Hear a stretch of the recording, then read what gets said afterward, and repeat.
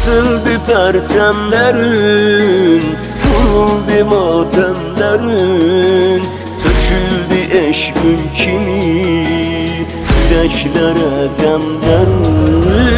Hüseyin, Hüseyin ya Hüseyin, Aziz-i Zehra Hüseyin, belası dağdan ağır, vefası derya Hüseyin.